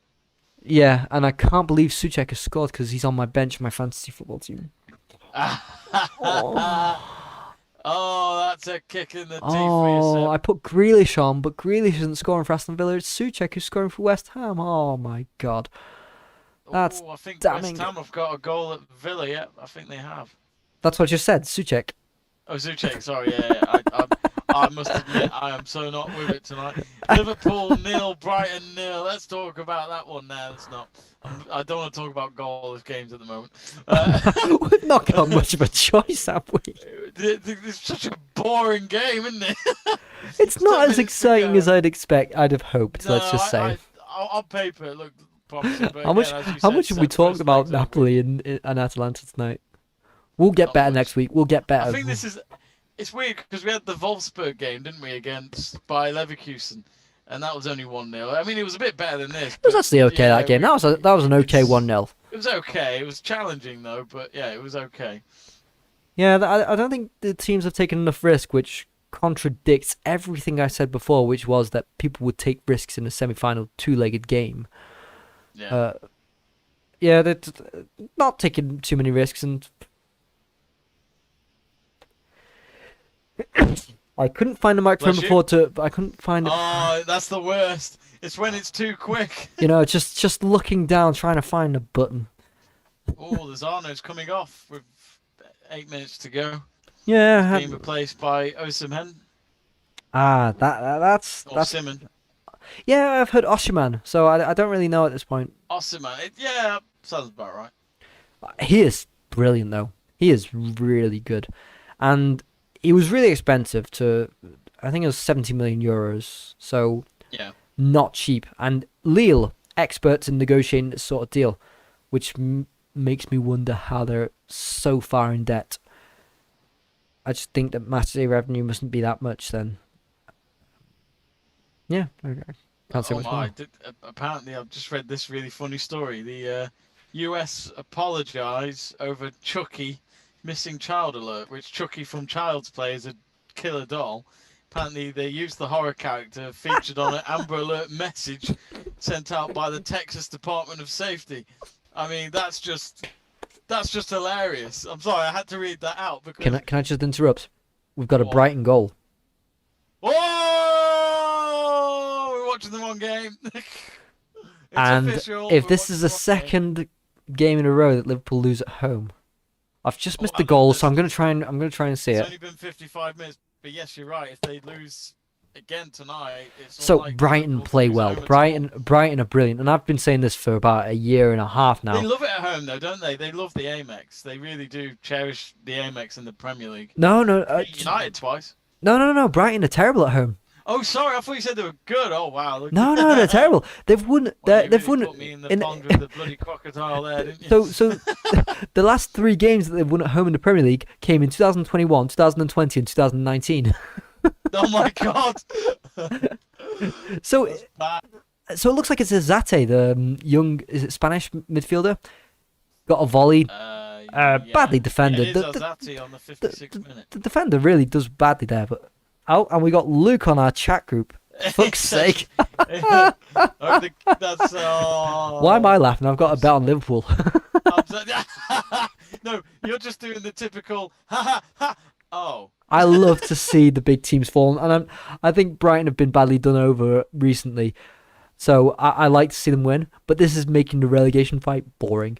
you know what makes me laugh, Seb, is the fact that you laughed then, and it reminds me of The Simpsons when they're about to get when Lisa, Bart, and Maggie are about to get baptized, and then Bart laughs at Lisa saying, "Aha, you're gonna be Lisa Flanders." Oh, it's 2-0 to West Ham. Lingard has got a goal. Oh my God! Get him back! Get him back! My Get him back to Old goodness Trafford. me! The young kid has done it again. My goodness me! I can't believe this. Antonio getting the assist. Why and did we, Obviously, I put Martinez in goal. Why did we not keep him? He's got potential, that kid. Oh, Thing is, though, we're getting kicked off in the Premier League he's here, on aren't loan. we? He's on loan, isn't he? Yes. But I mean, I will say this now for Lingard, it'll be for the best for him just to leave United. Yes. Because Oh yeah, definitely. the Yeah. opportunities are not there for him anymore. Solskjaer's moved on. I think Solskjaer's moved on. It's like it's talking like as if it's a sour relationship, but No. I mean, just like I think Solskjaer and Lingard have a lot of love and respect for each other, but I think Solskjaer, he's definitely not in his plans. He's hardly played him, has he? no, of course not. And but apparently Lingard's had personal problems, so I wouldn't like to linger too much into it. Again, No. But I think I don't. maybe new start is what's needed. Maybe go. going down to London, something like that, which is Well, what he's doing. So fresh start. Start somewhere else. I mean, I think for someone like Lingard, at some point getting back into regular games will help him. I think. can I just mention? Can I just mention? Hang on a minute, Seb. Wait, how much of that back are gonna go for it? Oh, it's just not Napoli or gone for a Atalanta. corner. Sorry, I've got the wrong shirt on tonight. I So, might actually have to buy that. can I back away shirt. Can I just gloat in something? I said that Brighton going to Liverpool will not be easy for Liverpool. I think a lot of people might have, sniffed at that, thinking, "Come on, Brighton at Liverpool." No, they like playing away from home, and Liverpool have struggled against Brighton. Look at the score now; it's 1-0. It's been a year and a half, and a lot of people also laughed at me when I said this. I've said Yves Bissouma could do a really good job for someone like Arsenal, for a top team like that. Even if he does take a lot of yellow cards, I think he could do a good job for a top 4 team. And now there's interest from Real Madrid, Arsenal, and Liverpool. So, Crazy. they've been listening to me. I've been saying this Yves Bissouma, he's quite good actually. I think a lot of Brighton players are actually quite good. Some would think that you work as a scout for these Well, clubs.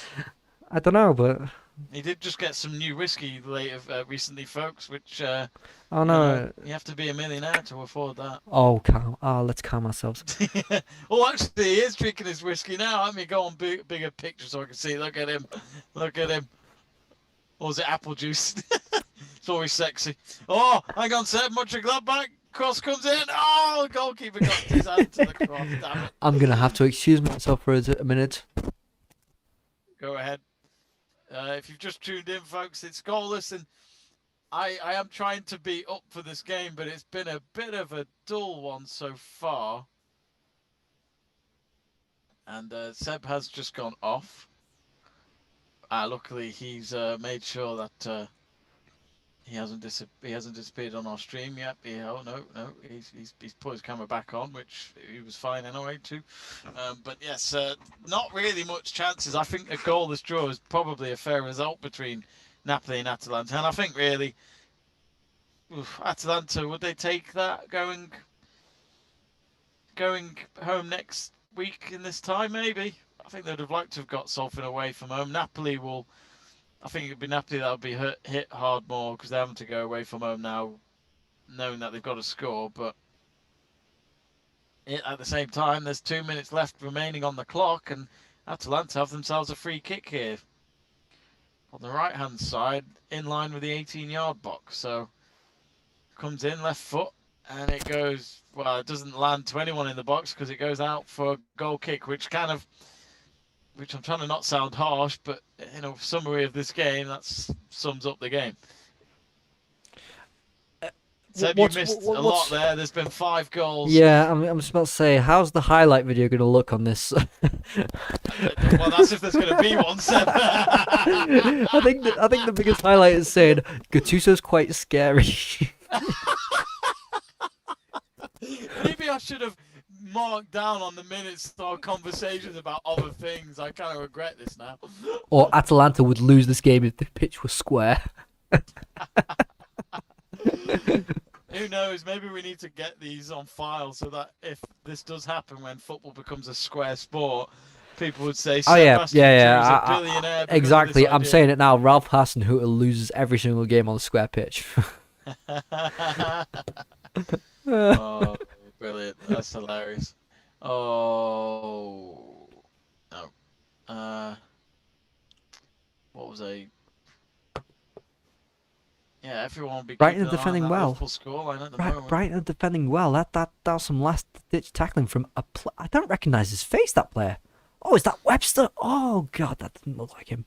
They could just do with a second goal, couldn't they, Brighton? And I think they would have.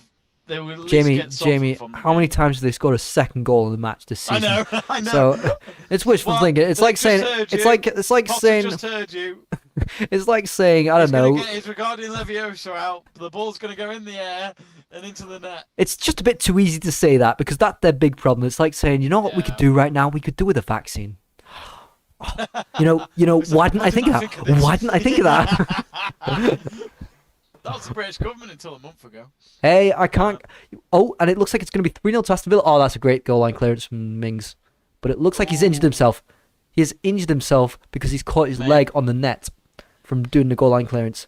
That might have been worth it, I guess, to avoid a third goal. It's 6 minutes of added time between Napoli and Atalanta. It's fine. The third goal's fine because it's in even numbers that you start losing points on your fantasy Premier League team with goals. So my goalkeeper's Martinez, minus two goals conceded or 3 goals conceded, doesn't change the point system.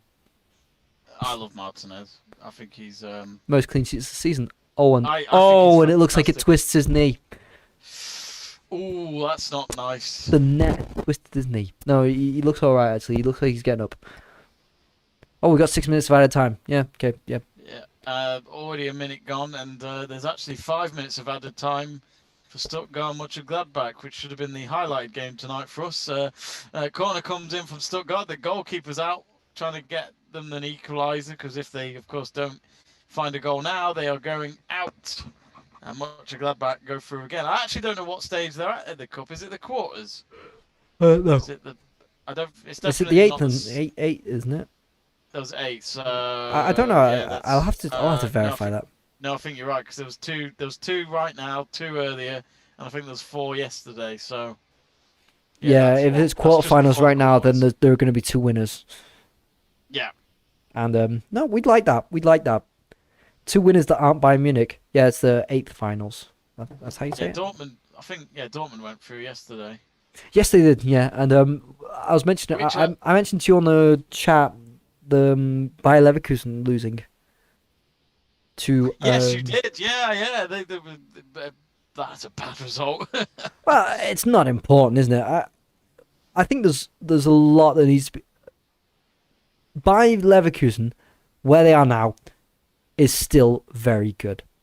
They are a team that base themselves off selling their best players. If you look at over the past few seasons, their top Especially goal scorers. Havertz. Well, Havertz, Kevin Volland has recently just gone to Monaco. Even before that, Yeah. you've got Brandt that went to Dortmund.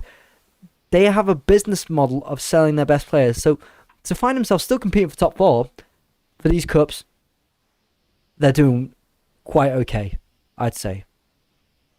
And I think it'd be harsh to judge them any other way. Actually, I thought it was 5 minutes of the Mönchengladbach game, but it's actually 3 minutes. I misread the number, which that's not very good, is it? It's, But I just like pretty that. bad. I like that the team that they lost against yesterday was called Essen. I don't know if you've seen that. Do you know what Essen means? Oh, Essen, yeah. It means to eat. Oh, Essen is the verb to eat. well, I hope they are eating. Ich esse eine Burger. I don't know why I'd say burger. Ich esse eine Pizza. There was big news in England today, which was cricket coming back to Channel 4, which I can't wait. That's your big news. That's your big news. Ooh, that looked a bit late for Milicic. That challenge. Apart from the fact that we're in a pandemic, Mm-hmm. I'm pretty. Oh, did Leicester win? No. Yeah, Leicester won. Yeah, didn't Leicester they? won. Leicester won. Damn it. Did Two Everton teams I win? didn't want to win today. Did Everton win? That's important. I haven't followed that at all. I mean, if Liverpool do lose tonight, they've really missed out on closing the gap again because of the fact that they were luckily enough Aw. United didn't win in their games last week, so they. Bamford got an assist. Oh. Everyone keeps putting Bamford in their Premier League team and he keeps getting assists and Well, goals. less than 2 minutes left of stoppage time. 94 out of the 96 gone. Can we have I'll extra be so time? happy when I see the end of this. Yeah, I jinxed it, didn't I, by saying that they'd go all out because it's a two-legged. Wow. Ooh, The and two-legged- Sanchez has made a good save for Liverpool, for Brighton. Oh, he's offside. Oh, really? Yeah, Oh, he's offside. yeah, I presume he still had to make the save though, without knowing. yeah. How many people put Salah as their captain this week? I know Burgoyne did. I don't think Salah's even been. I mean, I haven't even checked my team since September 21st. I know you. 2020, I know but, you before last, just ahead of Adam Davis. In all fairness, Adam Davis has Dean Henderson as his vice captain, so that says a lot. Oh. Oh, bless him. He must have thought De Gea was leaving. I'm third behind. There's no shame in being behind Stu Davis and Andrew Pollard. I don't even know if Andrew Pollard looks at it. Yeah. He changes it every week. Oh, does he? Yeah. Oh, bless him. Fair play to him. At least he's committed. Yeah, Stu Compared to Davis me. does. I mean, Stu Davis is an avid player. There's always that excuse like people have where we don't check it. That I actually feel ashamed to say that. Some people feel like it's a good excuse, but I think no. If you're going to enter, it's down to you. Yeah, So- I've tried Fantasy Football League once, and I lasted 1 week before I didn't try again. So I'm very See- amateur at this. This is very new to me. So the fact that Jamie Burgoyne makes too many comments about my choices, I'm like, dude, I'm an amateur. You're a guy who sounds like bloody Lingard, you- doesn't it, folks? You know, someone with excuses. you're a guy who prides himself on it. Yeah, I don't have a clue how it works. I just put my teams in every week.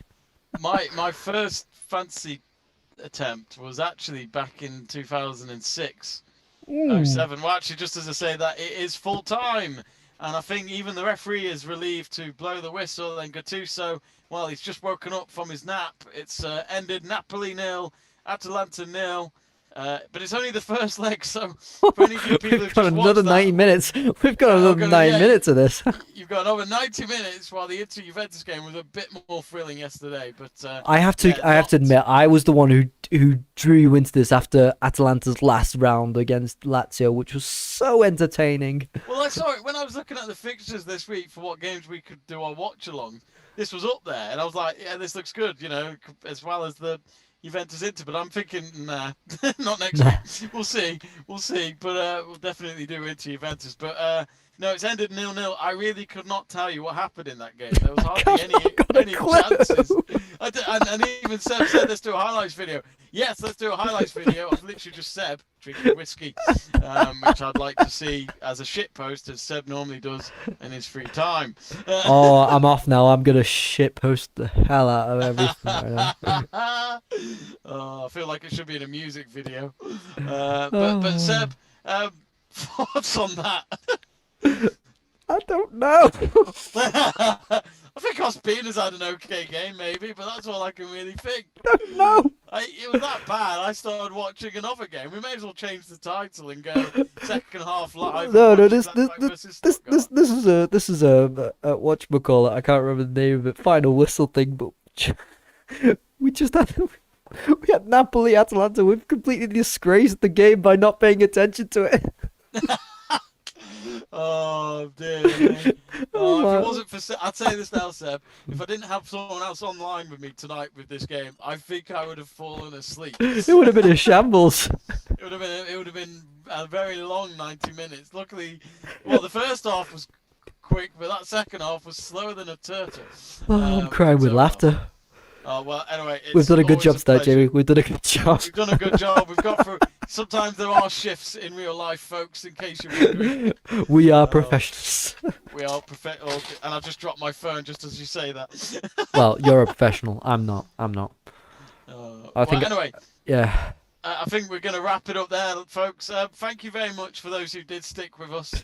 Really appreciate it. Do like and, of course, give us a subscribe to Let's Talk Sport if you haven't. We'll be hoping to come back later this week for other games. You'll find out soon. We'll be doing this game next week. No.